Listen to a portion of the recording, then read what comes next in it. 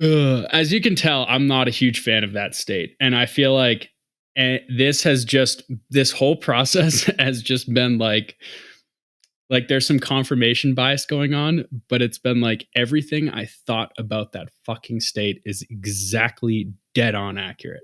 There's no communication. Yeah. There's no option. There's fuck you. I'm going to take your money and you're going to like it. Oh, and I guess, if you're rich, go hunt on private land. Ugh, I just want to know what they're gonna do. It's so annoying that they're not communicating. But we should do this again maybe tomorrow night or the night after or whatever. Unless we hear otherwise. What we got here, but dude, I think it's gonna get canceled.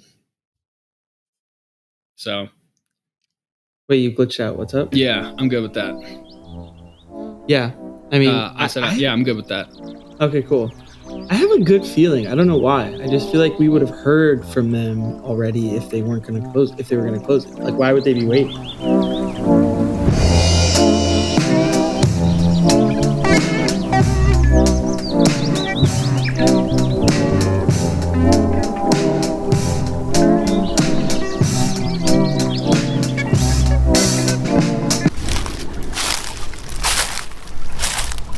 But yeah, it's been a great afternoon. I've been wind under my sails. Finally, now we know. It's just so much easier. The future is clarified.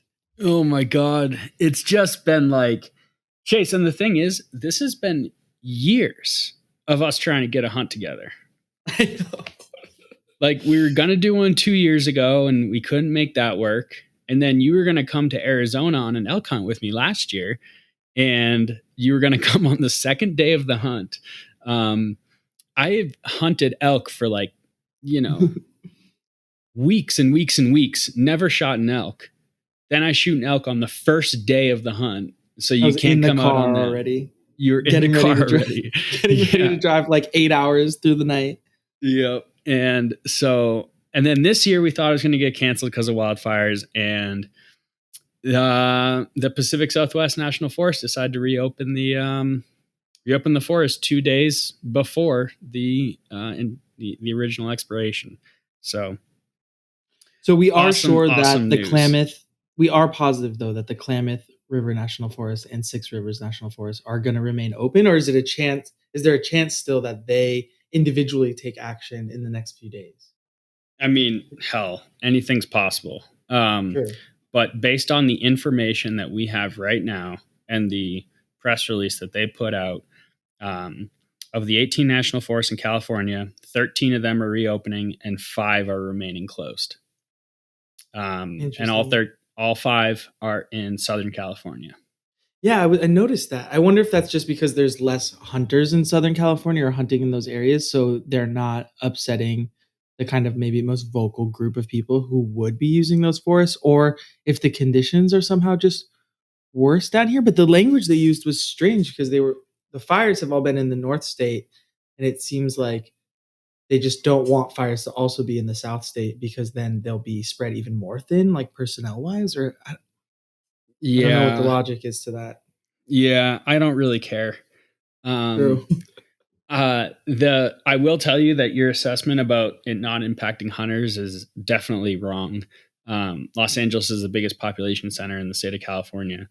Even if you only have 0.5% of people in LA who hunt, you've got a ton of, working men and women trying to be weekend warriors, and they're forced to hunt locally, hunt close to home. So you've got tons of people in Los Angeles who rely on those forests to fill their deer tag every year. So yeah, I guess I'm just saying that because I don't know a lot of people in Southern California who do hunt, but that's probably just because there's a lot of people in Southern California and I don't know them. That doesn't mean they're not hunting in the local mountains. I mean, 0.5% of how many people live in Los Angeles, you end up with a lot of people, even if it's 0.1%.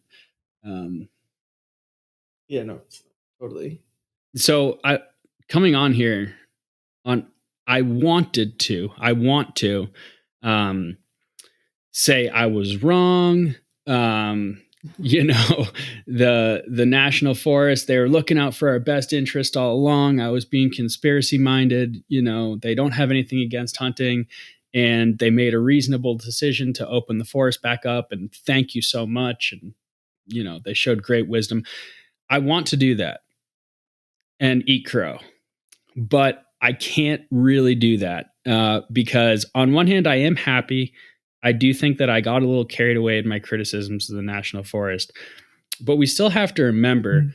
first of all, we talked about how the decision to close them in the first place is a very controversial decision, just like from the perspective of what is the Forest Service and is this in their purview to close people access to their public land. I still don't think it was a justified action. And the archery hunters, all the archery hunters in California this year lost their archery season. And my heart goes out to those guys. I'm sure all of them look forward to archery season all year long. And they So when weren't is able to hunt archery this year. season in California? It's like the first few weeks of September or the last few weeks of August, or Yeah, it depends on the area, the region, but typically they're going to open up in August and run up to the general firearm season. and can they then hunt into general firearm season, or at that point bow hunting's done? No, they can. So you could then just bring your bow and arrow and go hunt the general firearm season. I think it's kind of crazy. I don't even agree with the idea of archery seasons personally. I think that if you want to use archery equipment, go use archery equipment. I don't know why you need to have a separate archery season, but I'm not an archer. It's not, to them, it's something that's deeply important. Being able to spend that time in the woods without hearing gunshots, less pressure, that they really hold those archery seasons dearly. And I feel bad for them that they lost that this year. Hmm. But great news, we're getting to go hunting. And I will say that probably my conspiracy theories that they're just trying to effectively close down hunting in the state of California. And they're doing that. They know they can't do it outright. So what they do is they close the lands that you can hunt on. Those conspiracy theories are probably a little bit overblown. The decision today flies in the face of that. I won't discount the the theory altogether, but it's not as bad as I thought, at least today. But I think it's something we still need to remain vigilant about as a hunting community. But yes, I was wrong about that. What you said that resonated most with me is that the communication was just poor, and that in other states like Colorado, the Forestry Service or the Department of Fish and Game or whatnot would just be a lot more communicative and understand the fact that people were planning trips and, might not know exactly what's going to happen, and that might disrupt what they're up to. Whereas with this, like I'm getting in my truck in 2 days to drive up to NorCal, and we like still today didn't even really know what the deal was, which was, I mean, I guess it's a kind of live situation and conditions on the ground are changing both with respect to weather and fire, but yeah, they really left us hanging till the last minute. Yeah. Yeah. I mean, I think that they would probably say what you kind of alluded to there. They're checking back in on conditions on the ground every day. They don't want to release any false or misleading information. Um, I still think that I agree. I think that they really could have communicated this a lot better. And I mean, what do you expect? It's a government agency, right? I mean, you've got government workers doing it's, if you're expecting awesome, transparent communication, that's probably on you. I don't have the highest expectations, but I don't know. I think they could have done better. But also, I do think that there's something to this other theory that we were talking about earlier about like this being a recall election day and them like not really knowing like who was going to be governor at the end of the day. Like Yeah. we Yeah. could have had a Trumpian Larry Elder AM talk show radio host governor. I haven't even looked at the results, by the way. I'm looking at it Do right we now. know what do you know what happened? I haven't even looked. I know we don't want to get into this too much because it's sickening. But okay, early returns show Gavin Newsom ahead as polls close in California. Yeah. Yeah. I So mean, that's as expected. yeah, as the polls were expecting, but it was just a really, the timing was something. I I don't know. tend to Maybe it think was it's a nothing. coincidence, but there could be something. There could be something to it. I wouldn't totally dismiss it out of hand.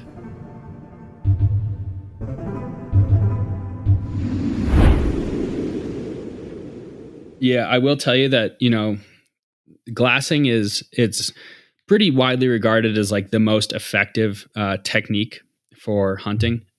Some people find it to be boring. I couldn't disagree more. So, like, some people prefer to do drives or do still hunting, do ambush hunting, just hike around and look for deer. I disagree with them. I love glassing because you get to just see there's it's amazing how much goes on in these forests and wild places that you don't pick up on ever, like on a hike. But if you get up on a high spot and just rip apart the landscape with your optics, it's amazing how much you can see and like how much you might be scaring in front of you. Um, I always notice this when the woods just come alive, and it's just so cool to bear witness to it. I always notice this when I'm bird watching. Like, I'll be trudging through the woods, looking up in trees, looking in bushes, looking everywhere, and I'm not seeing that many birds. And then I'll just sit down and be Yeah, quiet.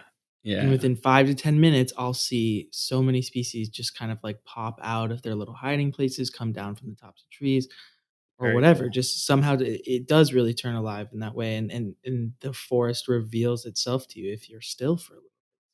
Yeah, yeah, and I mean, I'm sure that that applies to sitting in one spot, like in the midst of it. But if you're able to get up above it and get a good vantage point, and just, Mm, you might be looking at couple hundred square yards of land. We're going to be looking at a couple square miles of land, and yeah. just all that you can see. And I mean, I just love glassing. I would, if hunting was made illegal across the entire country, I would still get out there and glass. I love it. Um, We'll always have glassing. yeah, yeah. But I will say that, like, sitting behind optics for hours and hours and hours, sometimes an entire day, you're looking through optics. Um, it helps to have good optics. It's one of the reasons I invested in high end, European optics, What is do you because it just have? Swarovski. Um, Ooh. yeah, all running all Swaro. Um, I've got like 50% of my total net worth wrapped up in glass right now. Um, How is it uh, so expensive? Just because it's, like, really intense to mold the glass, or is it they're just like lenses? I guess lenses for cameras are expensive and diamonds are expensive. Swarovski makes yeah, diamonds, right? And binoculars and sighting scopes. correct, correct. It's Yeah, just, like, spotting such a scope. funny, like, dual purpose business. Like, "Oh, yeah, we make diamonds and Yeah, visual a lot of it apparatus." is what you're paying for are like really, really technologically advanced lens coatings that can cut down on glare and Mm, increase like color fidelity and things like that. Um, then the next thing is the glass itself that they use to construct the lenses. So, like, if you think about like any mechanical process, right, you're going to have a certain level of tolerance to like the dimensions of the glass that's being cut. Um, and to get greater and greater, tighter and tighter tolerances is going to cost exponentially more money, right? If you want like it down to the picometer, that's going to be enormously expensive. But when you're looking at something a couple miles away, those picometers can really make a huge difference in terms of the resolution and the clarity. Um, what's a and so picometer? it's like 10 to the minus 9 meters. It's three But orders of fro magnitude from smaller what than a distance? nanometer. Oh, What, oh, so that's, like, in the glass itself. like if you think about like what's the length of the glass in the center of the lens? What's the length of the glass in the side of the lens? Like, what is the Mm, curvature of the outside lens? What's the curvature of the inside lens? Then you have that for your objective lens, and your eyepiece. And then you also have several lenses within the binocular itself, like the prisms, right? So mm, all of the tolerances of those are going to be just astronomically tight. And then additionally, the glass itself, I'm getting outside of my expertise here, but there's like a mm, crystal structure to that glass, and like it has to do with, the heat at which the silicon is raised to and the quality of the silicon and all that kind of stuff. um, you can get shitty glass pretty cheap. To get good glass is expensive, and then to get that extra level of purity and clarity in the glass it becomes incrementally more and more expensive, almost exponentially. Right. So Mm. when you bring all of these factors together, and then you talk about like magnesium housing, the ergonomics, the durability, the lightweight, um, all of that, it just gets really expensive to produce an extremely high end piece of glass. Good American glass, which would be like your Maven Optics and your Vortex Optics.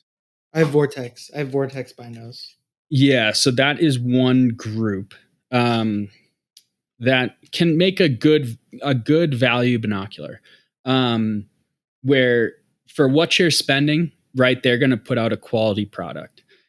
But then you get into what we call the big three, and these are all European optics companies. You've got Swarovski, Zeiss, and Leica. And depending on the individual, people can argue about which of those they prefer, but they all produce the best of the best.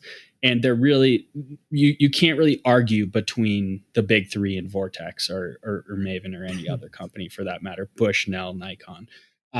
They are head and shoulders, clearly, without a doubt, a superior optical device. So Swarovski's Russian, Zeiss is German, and Leica Russian. is... Get the fuck out of here, Swarovski. Russian. Doesn't it sound like a Russian name? You think something coming out of Russia is going to be like a precision optical device that's like the best in the world? No, it's not fucking I mean, Russian. I don't know. They put people in space. It's not Russian. No, it's Austrian. Swarovski's Austrian. Yeah. Yep. Austrian company. I'm sensing a little like Russophobia over there. What is this Cold War? like what is like, I don't know. Like, aren't there jokes about like fucking Russian Russia isn't known, at least Russian from cars aren't my a thing, understanding, that they don't exactly excel. They might excel at some things. Producing the top quality products on the planet is not one of them in any class. So Swarovski's Austrian. What's Leica? I want to say that Leica and Zeiss are German. So what do you use to glass? I've got 10 by 56s. 10 by 56 binos. There's a whole, I mean, if I were a millionaire, I would probably have 20 pairs of binoculars for every situation. But I landed on 10 by 56s. And it's too expensive for me I want to eventually get 12s. But why do you use a binos and not like a sighting scope? So I do have a spotting scope. I got a Swaro. Yeah. STX spotting scope.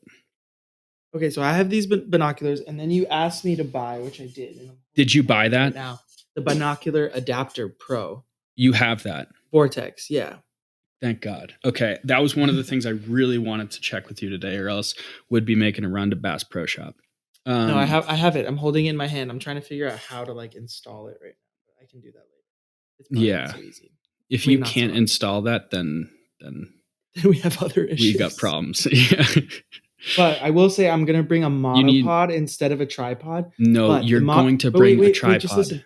The monopod at the bottom has these 3 legs that like stick out, so it can stand on its own. Stop. What's you're going to bring a tripod. What am I losing? I have a tripod for you. I have a spare tripod. Oh, you have one? Okay, well, I'll bring my monopod too. No, but like the monopod can stand on its own.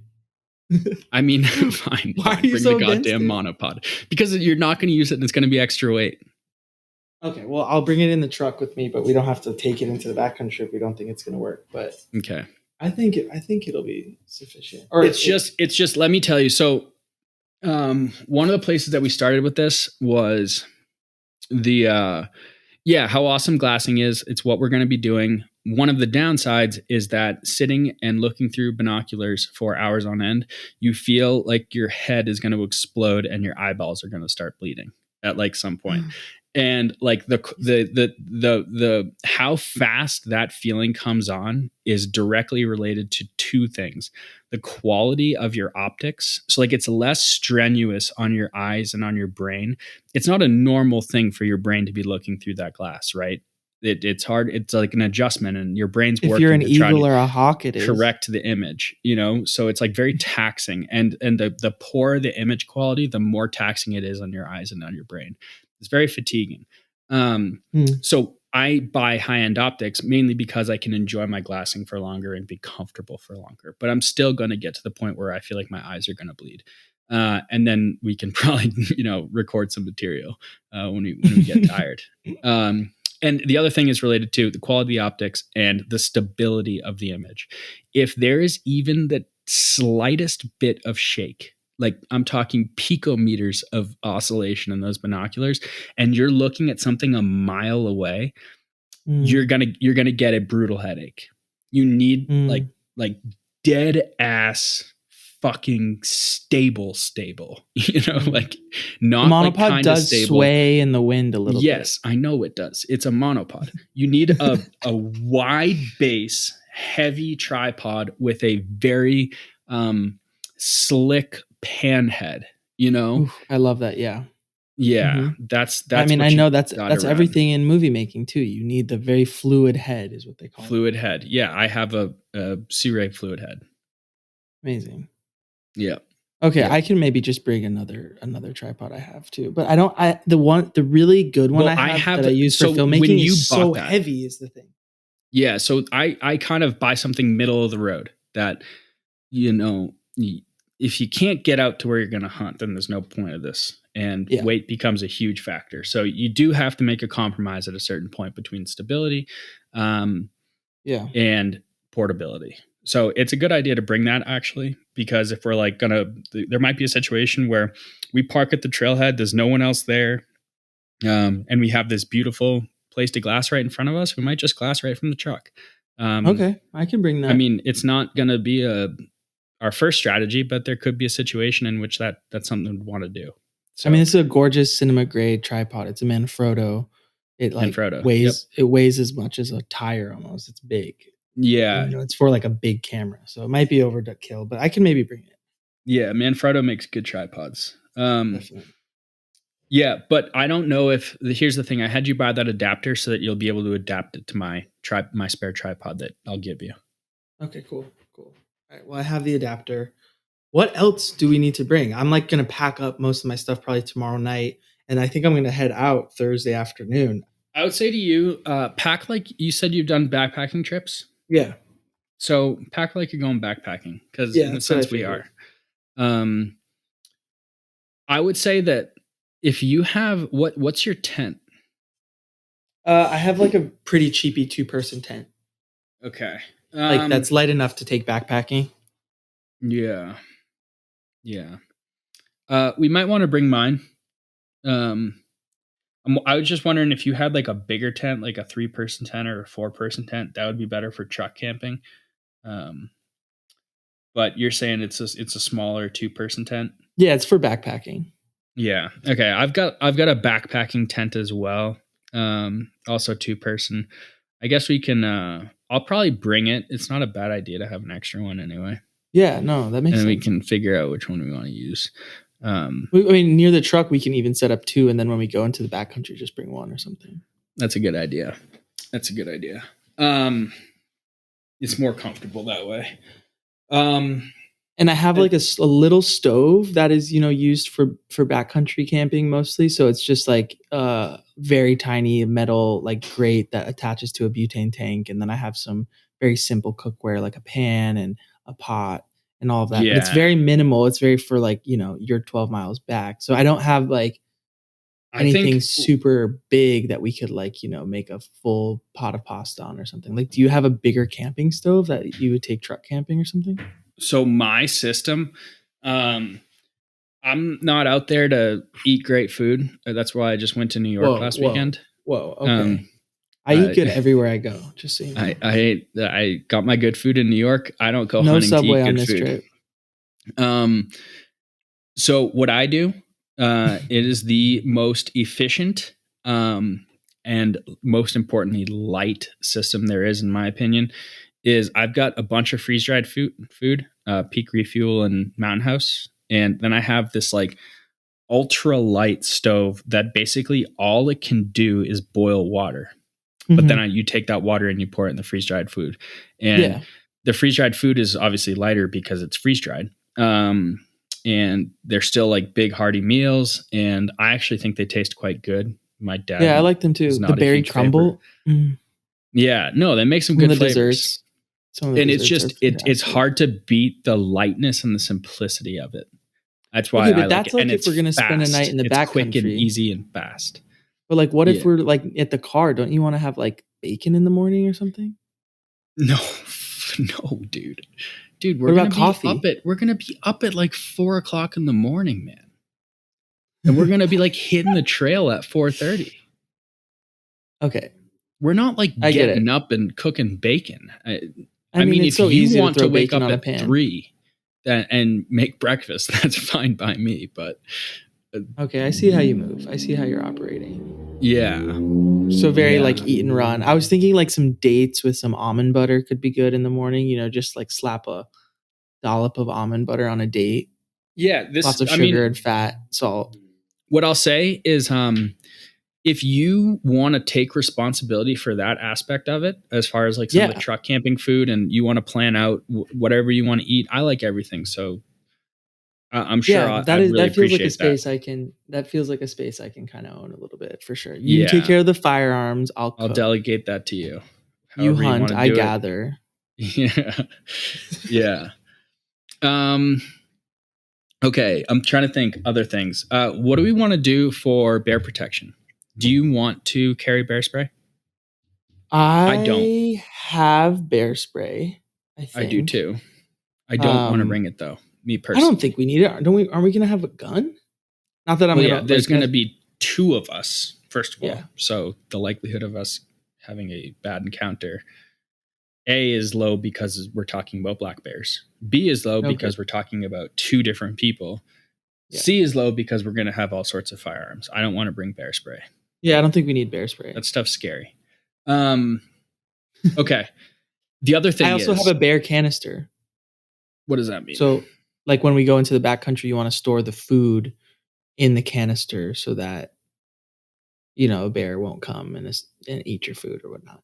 It's like a plastic box that, like, is really hard plastic, and you kind of just unscrew You're it and stuff saying your for the food in food there. that's left at the truck or the food that you have with you?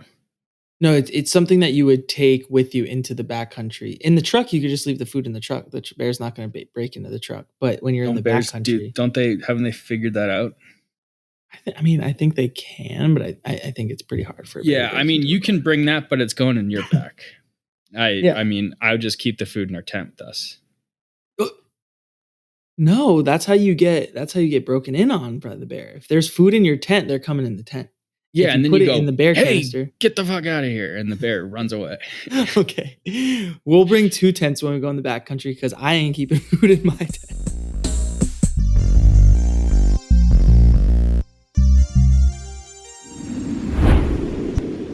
Handgun. Would it make you feel uncomfortable? I think it's a good idea to have. Should I bring it? Mm, it won't make me feel safer. We're already gonna have a rifle, at least, right? Or you maybe 2. I mean, what is it for? It's just for protection against other humans? Like my, I'll be honest. Like, a fear of mine are like grow operations. I'm legitimately afraid of that. But any grow operation that we're afraid of is not gonna be a grow operation who we're gonna be able to solve with a handgun. Like, if we're afraid of a grow operation, we're turning around, walking away, and putting our guns down. Like, any handgun in my mind is only gonna make things more dangerous. Whereas if we have rifles, we're, like, very clearly hunters. We're like, "Hey, we're I mean, hunting. I'm not Sorry, like we gonna saw walk this. Let's around turn waving around." my handgun around. It'll be like tucked into my into my pants, you know.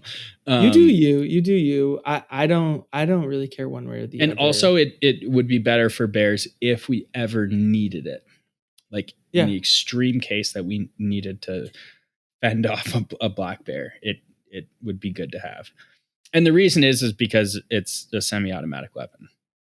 Yeah. Like, that's the reason, and it's also much more maneuverable in small tight spaces. Okay, well, if you feel like that would make you feel safer, bring it. Okay. I don't really feel that strongly one way or the other. I certainly won't want to hold it. I'll carry, and I'm going to carry it with the chamber empty. I know if Okay. there's any, handgun guys out there, that's a big no no, but I'm gonna do it anyway. How is that a no no? Like, what's wrong with that?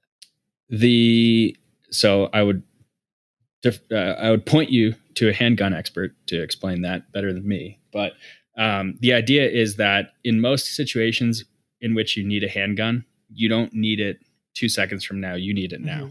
Hmm. Um, and they think that to carry on an empty chamber is basically an admission that you're not comfortable enough with that weapon system to even be carrying it in the first place, right? Like if you're truly a handgun expert, it's no safer with one in the chamber and one out of the chamber. However, carrying it with on an empty chamber kind of defeats the purpose Yeah, I see that. of carrying one in the first place. Because you want to be able to access it really quickly. Yeah, and they would argue that those platforms are inherently safe. It's no more dangerous if you know what you're doing and are trained um, with a round in the chamber.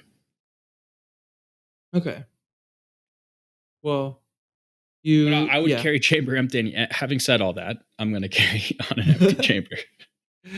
I mean, yeah, that would make me feel safer. Like, and also when we're walking through the woods with our hunting rifles too, we also will keep the chamber empty, right? Yes, we'll have an empty chamber.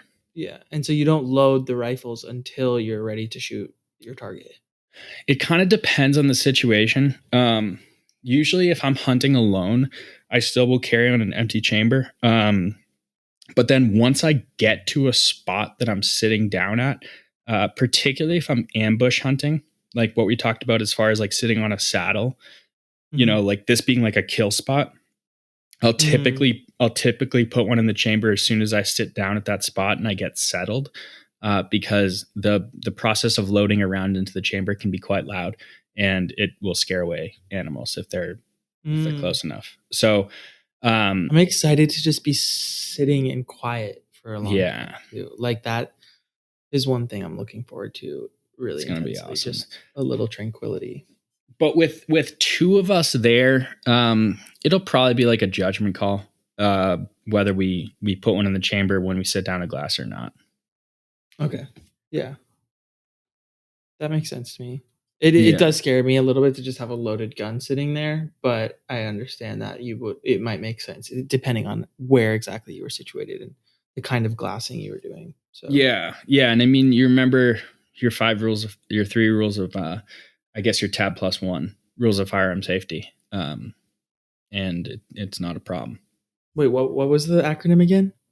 They're like all different groups have different number rule sets. I like the tab plus one system the most. What Um, was it again? T is for what? Treat every firearm like it's loaded. So Okay. this gets back to whether you load it or not. It's irrelevant. You're gonna I practice love safe that. firearm handling either way. Um,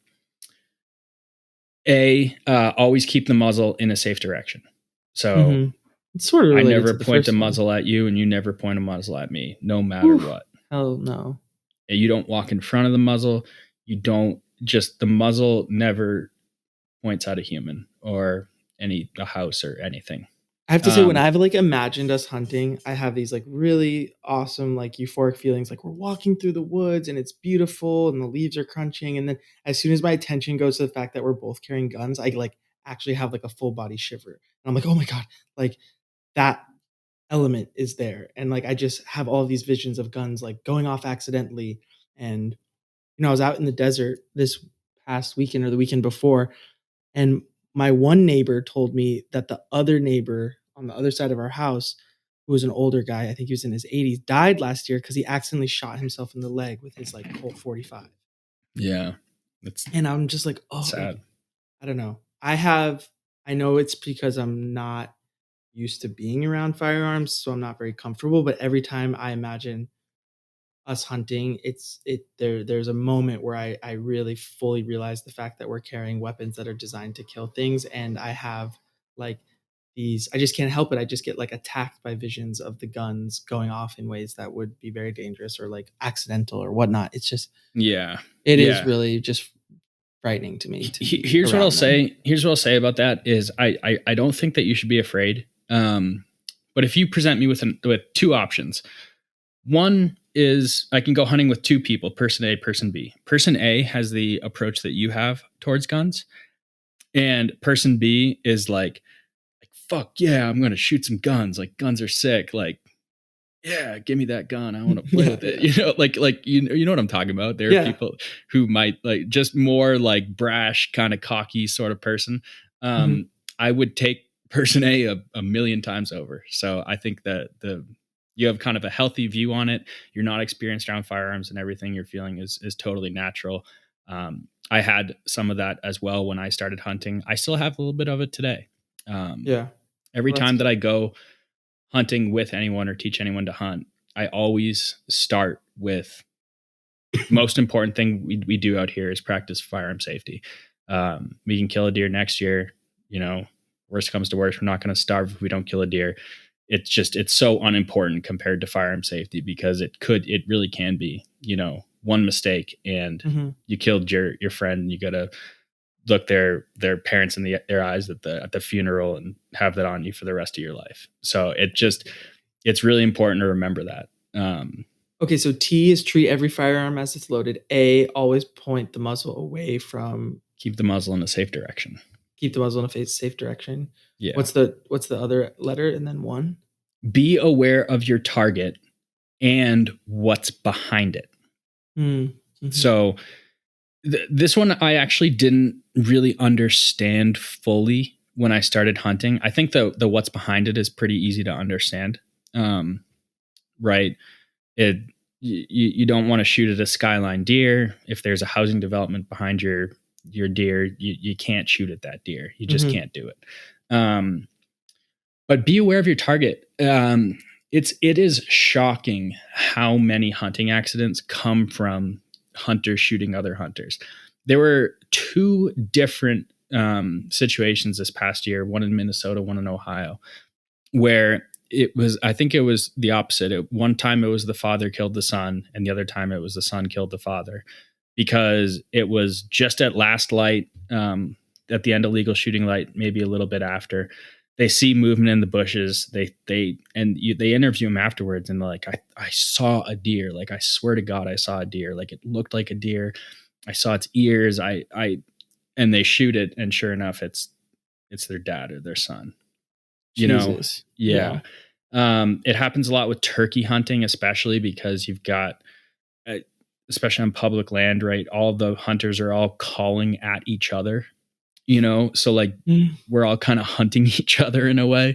And it's hard to tell if the person's a good caller, whether it's a turkey over there that you need to go kill or if it's another hunter over there, you know? So you're creeping through, you're looking for movement, you see movement, you shoot at it. And there's a lot of accidents that happen that way. So, What you said about these people thinking that what they saw was really a turkey or a deer, but in fact it was their family member, like that's really trippy to me, and I could it totally is. see it happening because, like, in the shadows, in the darkness, like, Your brain last sees what it light wants to see. Yeah. exactly, it just projects its desire into that space, and so I could totally imagine seeing ears or seeing feathers or whatnot, and Yeah.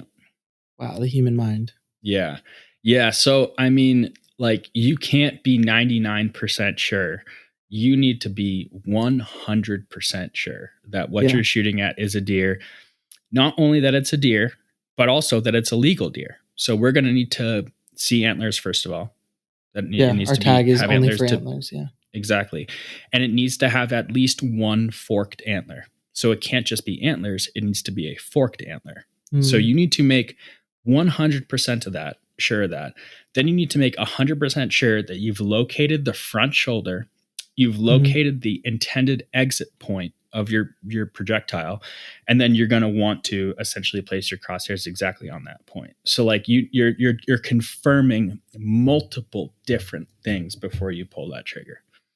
One of the visions I have of things going in a disastrous direction is, like, trying to shoot a moving target and then, like, accidentally shooting Yeah, we're someone not doing who that. the I know, I feel like you're not gonna shoot, like, a running deer.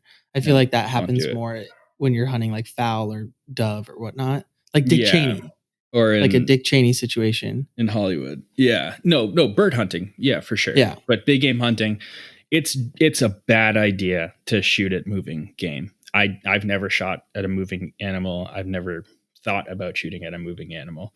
Because You you'll wait, likely just wound it. Yep, you wait till it stops and then you shoot.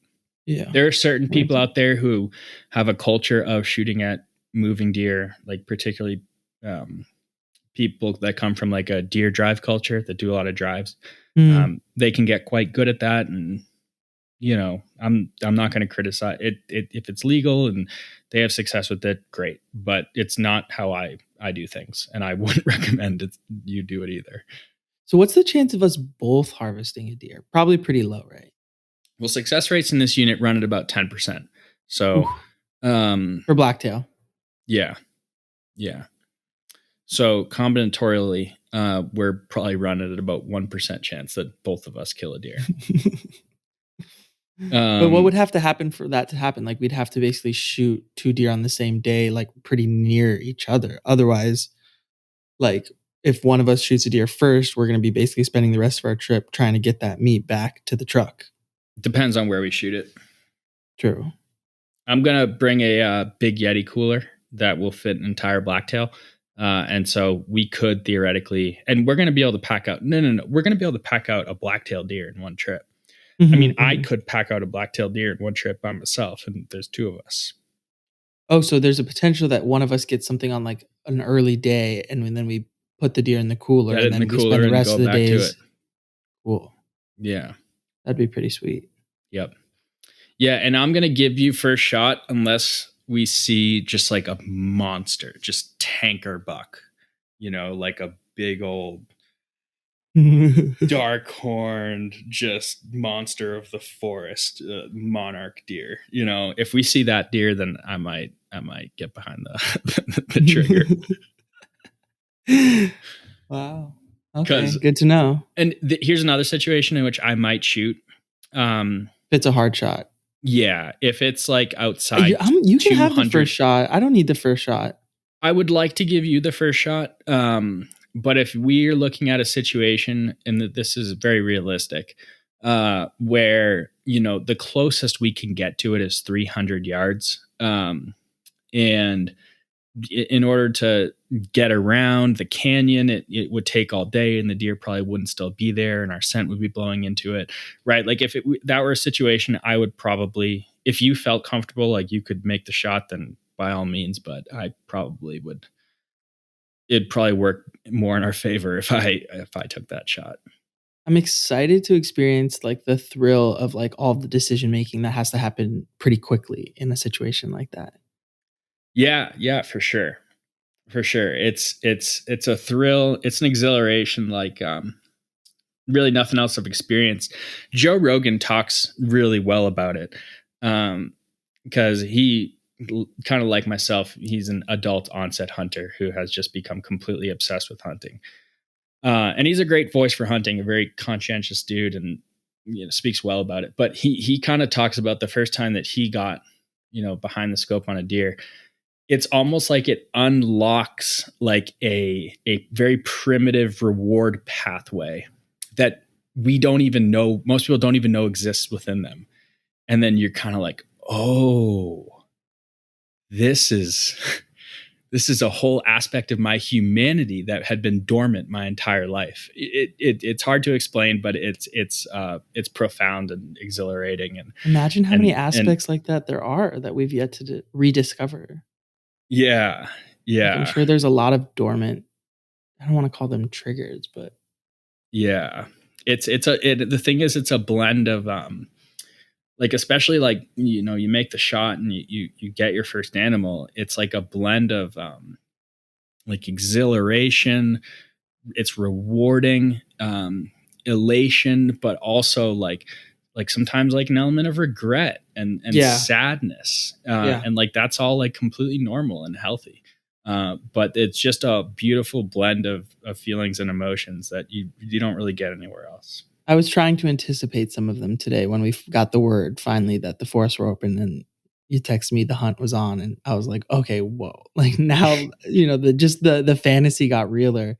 Yeah. And I was also talking to someone and explaining to them that I was sort of thinking about pulling a bear tag at your suggestion. But dude, you need to buy your bear tag.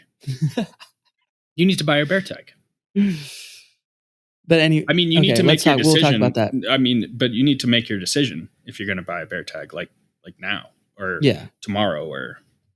But I mean, like throughout Okay, we're literally here. as We're as here. I was having this conversation with my friend being like, "Yeah, my buddy Steven, who I'm going hunting with, wants me to pull a bear tag, but like it's that feels a little bit too real for me. I've never gone hunting before." And then they were like, "Yeah, I understand that." And then I kind of like took on your perspective and I was like, "But yeah, like the science of the bear management in California is really sound, and hunters contribute to this science, and the bear meat is so delectable, all this stuff."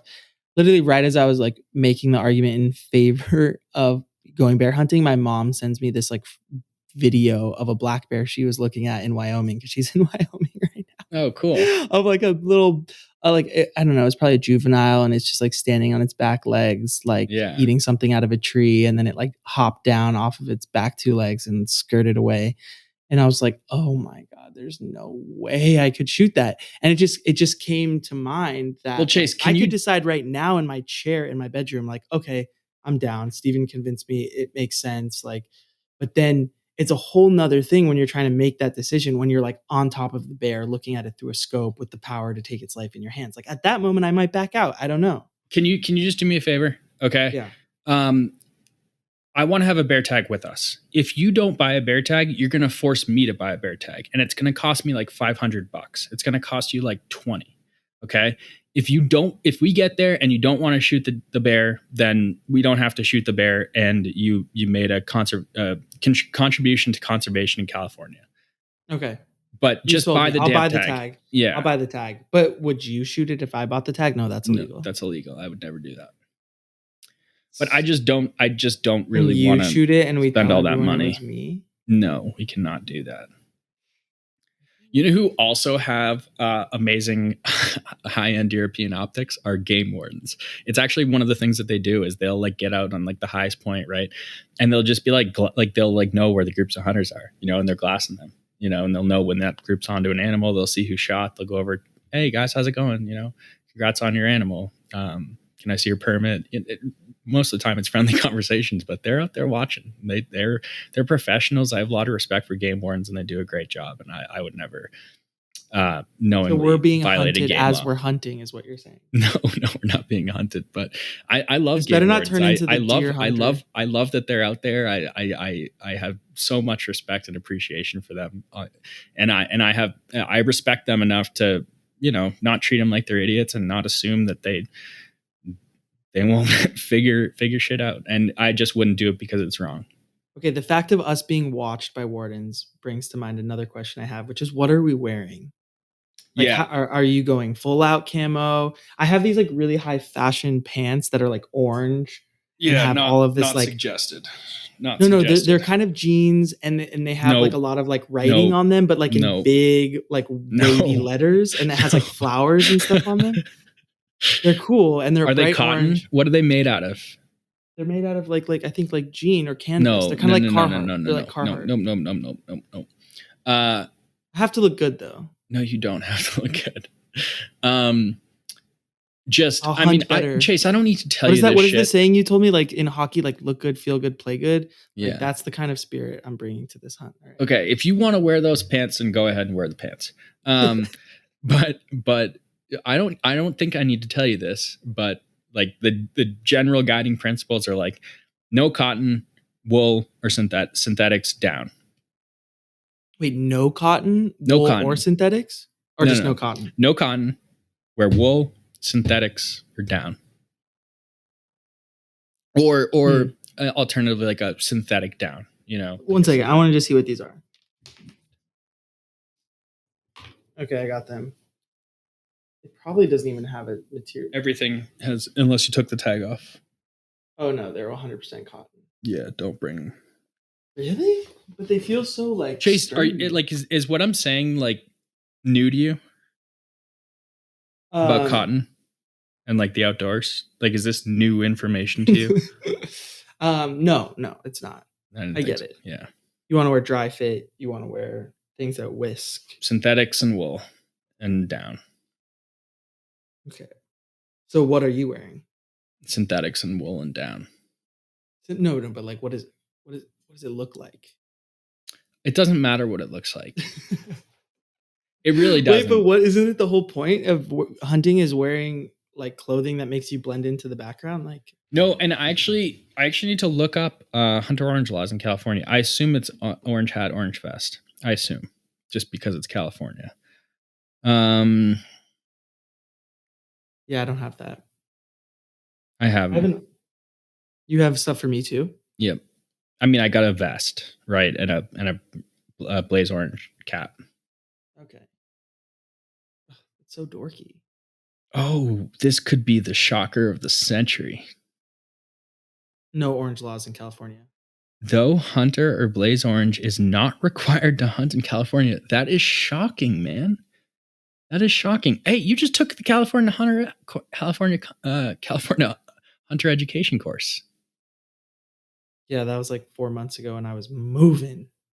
Okay. Okay. Well, yeah, right here. Though hunter or blaze orange is not required to hunt in California, DFW strongly recommends that all hunters wear Sustainably hunter sourced orange cotton clothing shirts. visible from all sides when hunting big game and upland bird. That's amazing. Um, I think hunter orange lawyers are kind of stupid, but um, and like if you wanted to, it can be a safety thing. If you wanted to wear blaze orange, then go ahead and wear blaze orange. I just want to look like if a deer saw me, I would either it would either not be scared of me because it would be so shocked, it would think like I'm an alien or something, or it wouldn't see me. Yeah, yeah. I would prioritize the materials. Is what I would do.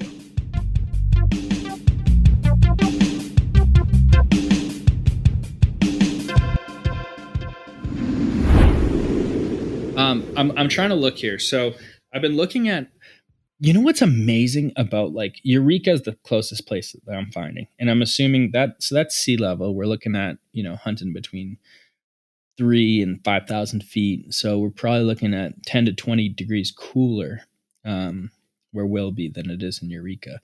But the temperatures have been remarkably stable and amazingly like beautiful. Like it's cool up there, huh? Like in Really? Northern California. No, it's It's not. I mean, cool it's in cool Northern in Eureka California. because it's right on the ocean. But like in Weaverville, it's like one of the hottest places in California. It's extremely hot. It's like probably in the 90s all week this week. But Is where that we're right? hunting, I'm not sure. I haven't spent much time there. How connected it is to the coast, if there's if there's fog that comes in or cloud cover or whatnot or wind. But it seems like it's a relatively coastal range here, right? So Where we're gonna Eureka be. is the closest place that I could find to our specific hunt area, and I've been like checking the um, weather like a fucking maniac for the last like 3 weeks, uh, and like literally every single day, it's sunny to partly cloudy with a low of like 44 degrees and a high of like 65 degrees like every single day. And like the bounds on those are like plus 2 or 3 degrees over the course of like an entire 4 week period. It's amazing how stable the weather is and how beautiful the weather is. So another town that's sort of near where we're going is Willow Creek, and that was 87 tomorrow afternoon. Or supposed to be 87 tomorrow afternoon. That is so weird. So like Because I'm you're just no, so but used to it's being just like like a cold, like perpetually cold when I hunt. And we're gonna be hot on this hunt. That is just wild. yeah, we're gonna be cooking. That is so wild. You know what kind of sucks is the insects are going to be out and about if it's cold, if it's warm. But The it's so best part about dry. hunting season is that there's no insects. But it's so dry. I don't think there's that many bugs Just bugging me. like the spiders and not Oh, that not for sure. not that like I'm all that but it just is nice not having any insects in the winter, like it's just Oh, you're nice. afraid of a little spider? Like Don't you? Aren't you bringing your Glock? Like, what are you afraid of a spider? yeah, I'll fucking put a cap in that spider's ass. Wait, it looks like we're gonna get some precipitation this week too. I know. That's what I was saying. Big chance of showers Saturday and Sunday, And which is Sunday. right when we're supposed to arrive. Yeah. Yeah. Awesome. It's interesting. I don't know if it is awesome. We wanted rain before our hunt. We don't necessarily want rain during our hunt. I mean, it would be nice though if things were a little bit moist as we were stepping out. We obviously don't want to step out into the rain, but let's say we get to our campsite It would Sunday be ideal. evening. Yeah, that would be real nice. Unless it blows out the roads is another thing. I don't No, know if this those isn't roads are that kind of muddy. storm. This isn't that kind of storm. Yeah. If it makes those roads muddy though, it could be a problem. Yeah, so I would just say bring long sleeves, bring synthetics. It's not going to be cold, so I'm not too worried. I would definitely have like heavier pants and a heavier jacket just in case. Yeah, yeah. Um, but yeah, Yeah, just the other synthetics and thing, wool. Find synthetics and if you need stuff, I have I've got extras of that shit. Like if you're looking through and not finding what you're looking for, I've got some stuff you can use too. no, I'm not too worried about like clothing and gear I've like got that. I have camo stuff you can wear. So I might that's try to do some shopping on the way up. I might go to like a thrift store in Weaverville and see if I could buy some old camo. I don't know. mm, I'm interested in the fashions always, obviously, but maybe bring an one extra thing for me. yeah, yeah. I'll just bring a whole bunch of camo and clothes and Okay, the other thing I wanted to ask you about is I bought this hunting knife this summer in anticipation of us going hunting. And I think did I show it to you? No, I haven't showed it to you yet. But it's really cool. But I you tried sent me a to picture of it. oh, I did. Yeah. It has like that little hook on the top. And what's it called when the blade has those like almost like topographic designs on it That's almost? Damascus steel. Yeah, Damascus steel. Got kind of rusty. I need to maybe WD-40 that. But anyways, when I went backpacking in the Sierras in late July, I like tried to gut a brook trout with this knife, and it wasn't even sharp enough to cut through the belly of a brook trout I caught at like 10,800 feet. Yeah. Um, so I need to sharpen it. Do you have sharp? Like, how do you? I don't know. I know this is Yeah. kind of a basic question, but how do you sharpen a So hunting knife? one of the first things in Texas that I learned, I killed a nilgai antelope, and this is a different story. It's without a A doubt like nail guy? a nilgai. Nail Uh, guy. Whoa. this was like Googling. clearly like without a doubt like my most impressive hunting exploit, if you will, for a number of reasons, but we can talk about that later. Long story short, yeah. Oh man, this was such a cool Wait, is story, this an but African or an Asian antelope? Whoa. So it was like on a private yeah. game reserve? No, it was on public land and I drew this permit. Um, I had just been introduced to hunting. I didn't have a mentor. I didn't have anybody. I just had shot a whitetail deer under a feeder and just got obsessed with it. And then what I did was like just independently found that there are all these draws in Texas. Texas has actually a really good drawn hunt system, and I applied for all 80 drawn hunts in the entire state. And I like just lucked out, like the just blind luck drew this antelope permit on like one of the only places you can hunt them on public land in the country, in the world, Whoa. really. Um, and I ended up killing just this gigantic antelope on this hunt. Like, and I like again, like I don't really know what I'm doing. All I know is I love hunting, and I'd done a bunch of googling. Oh my God. Yeah, Were you alone? yeah, and I went alone. It was down in by Brownsville, Texas, which is like as south as you can get in the United States. Like if you go one more mile south, you're in Mexico. Um, Damn. it's all the way at the tippity tip bottom of Texas. Yeah, like Um, Corpus Christi near there. yeah, but south, way south. Whoa.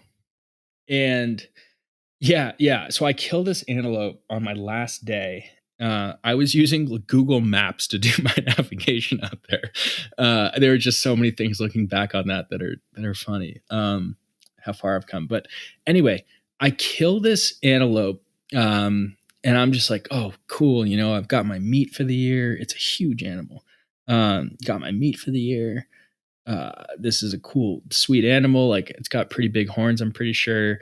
And they had a program where like it was on a national wildlife refuge, and a bunch of people at the National Wildlife Refuge were like kind of like vagabond volunteers, where like they got a free RV hookup with water and electricity in return for like them volunteering for the refuge, doing habitat work or whatever the refuge needed.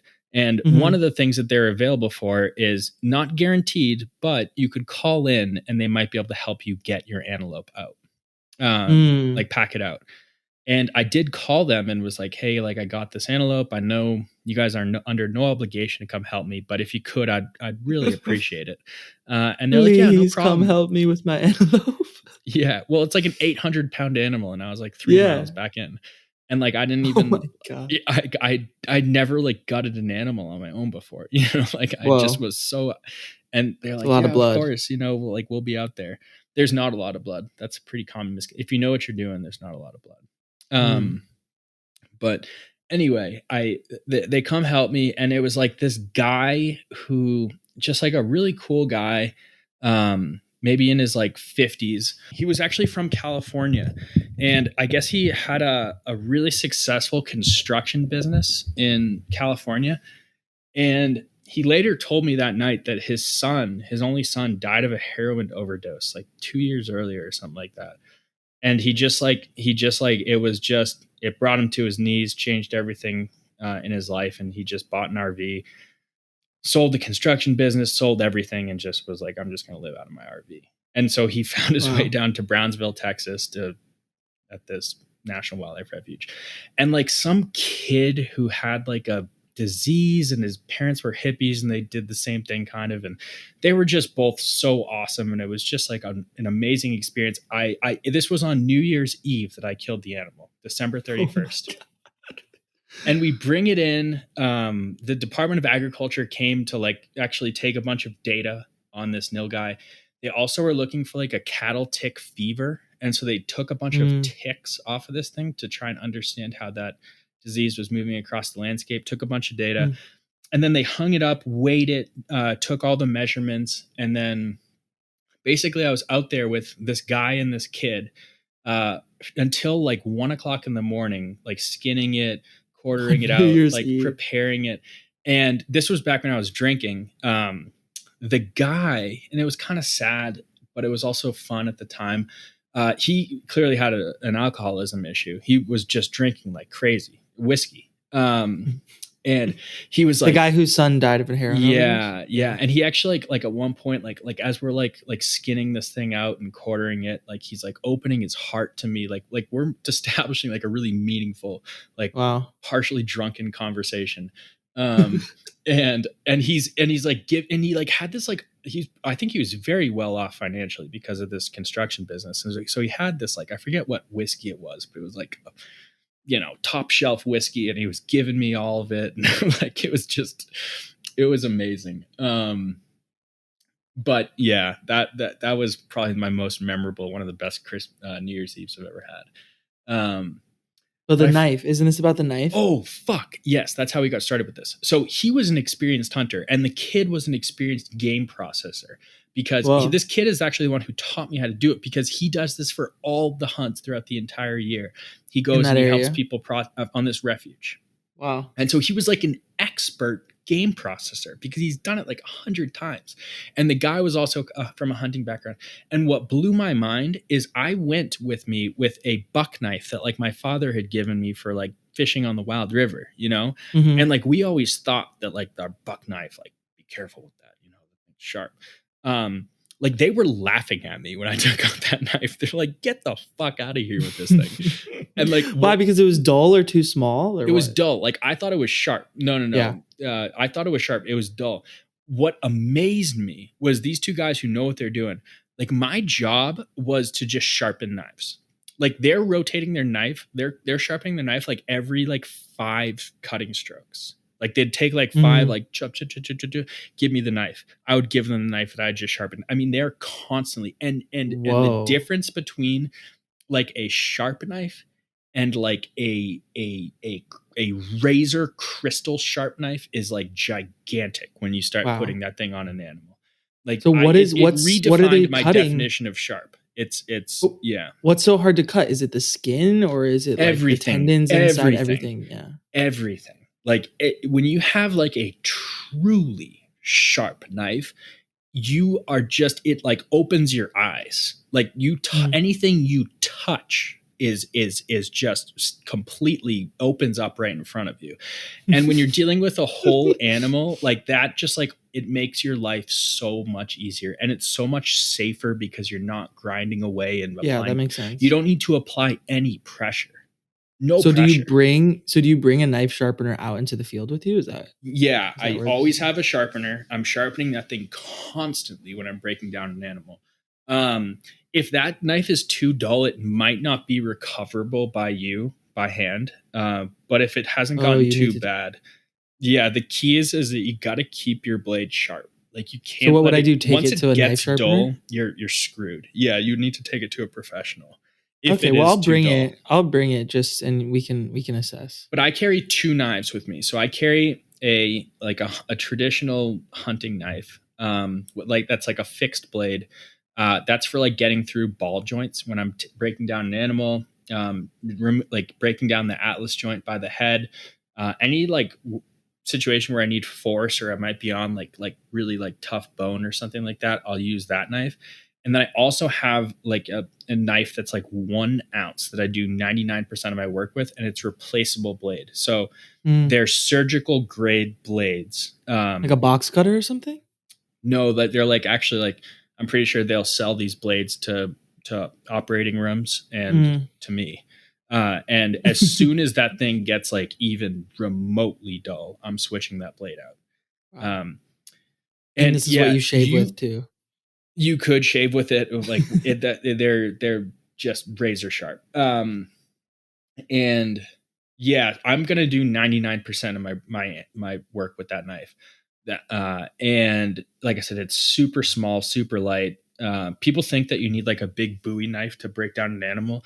Like the cutting distance on that knife is maybe like 2 or 3 inches. Like it's a very small knife because Interesting, yeah. it's precision work. Hopefully I'll get to show you out there, but it's not like you're not like stabbing things or like swinging I mean, it is like you're almost like a surgeon. Like if you do it right and clean, like it's a precision exercise, not a brute force exercise. Mm, mm.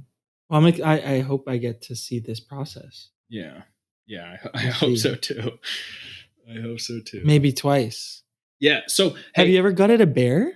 I have not. I've never killed a bear. I mean, it probably is pretty different for different animals. Oh gosh, No, gutting a bear, even it's the just saying same. that. It's the same. I could break down a human. I mean, it's not too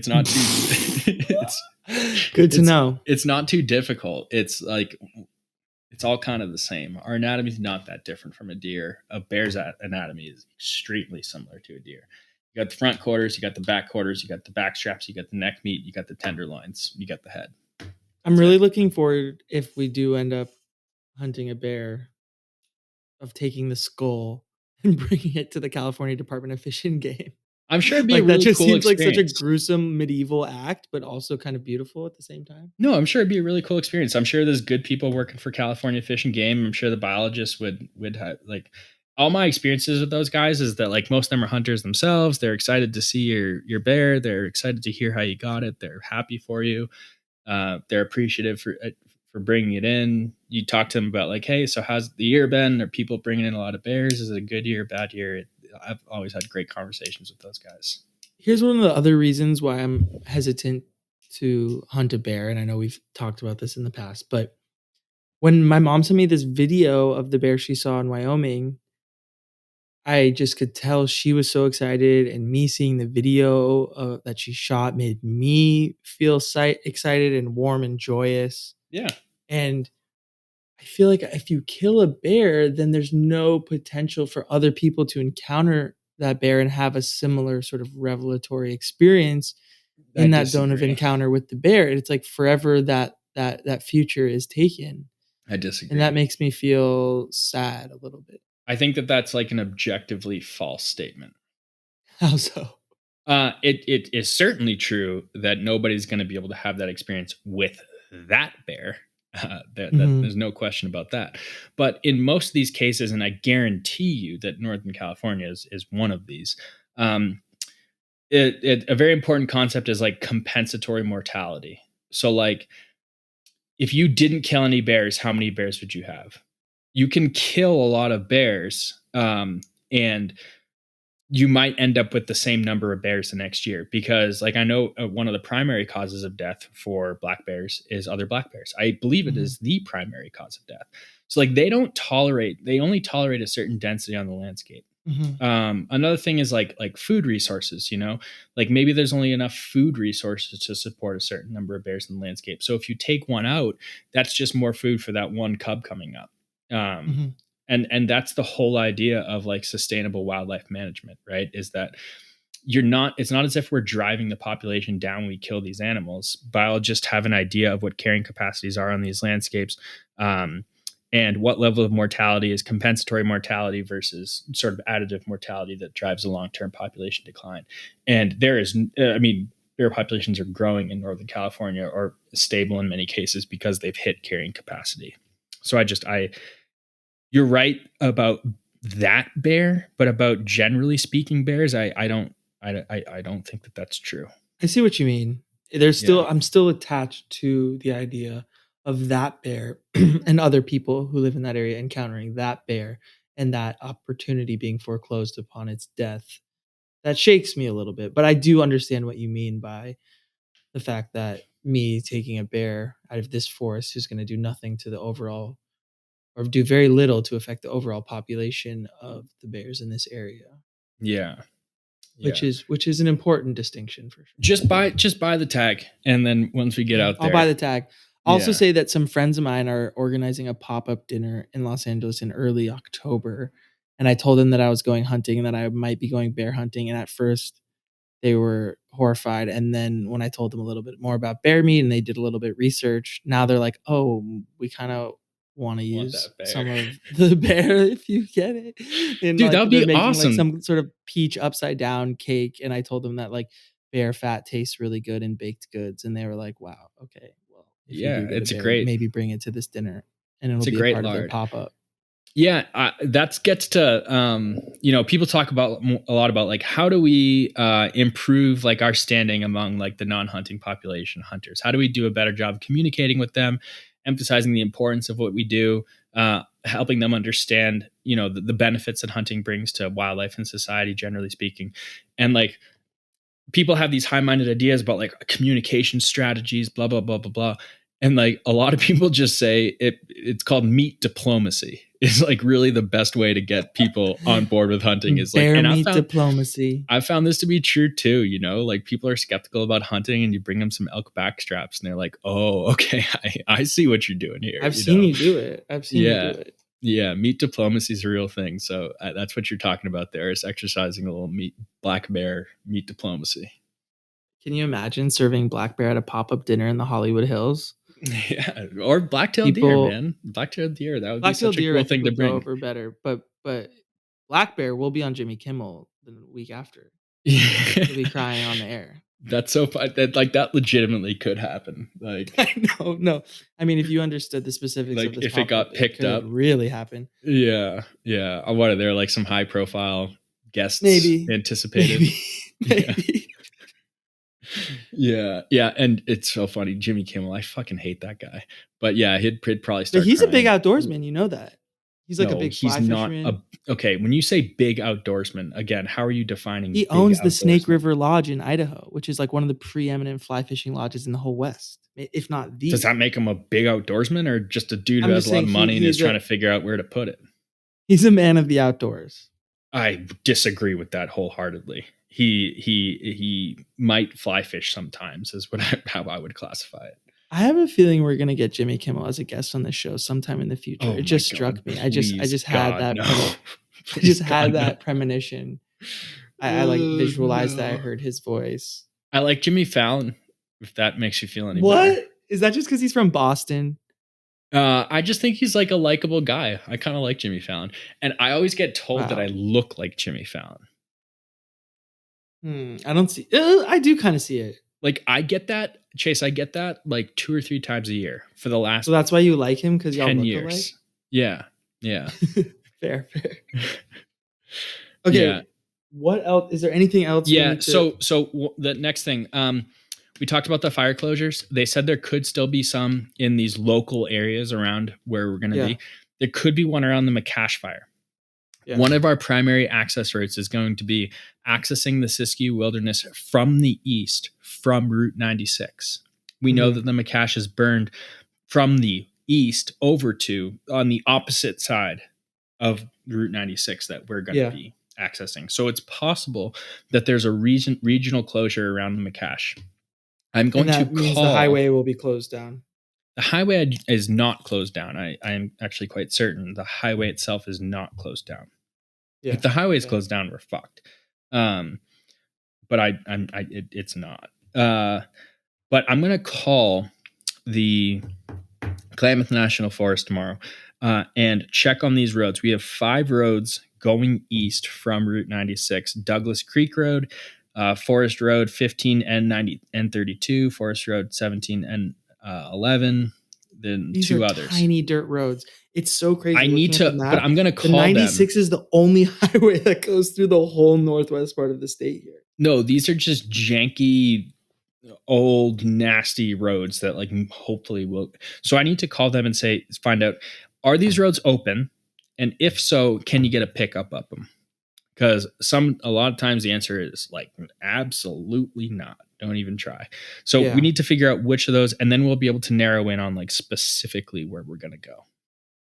Okay.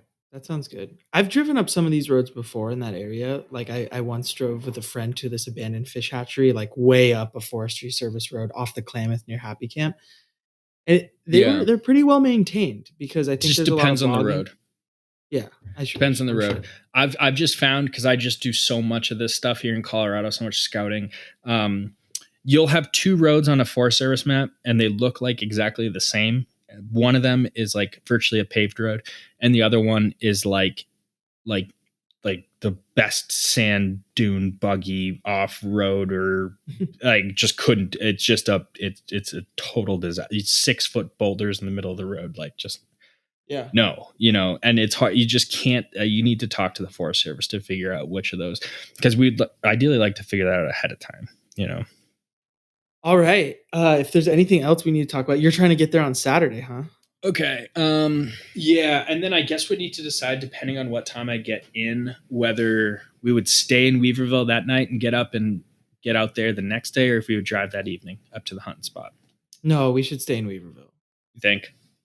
Yeah. Just get our gear together, Get our the gear truck together, loaded up. hang out. Yeah. Get the truck loaded up, get a good night's sleep. Because I'm not opposed to that. That would also like allow me to not, because one of the things that gets tough about these hunts is the cumulative sleep deprivation.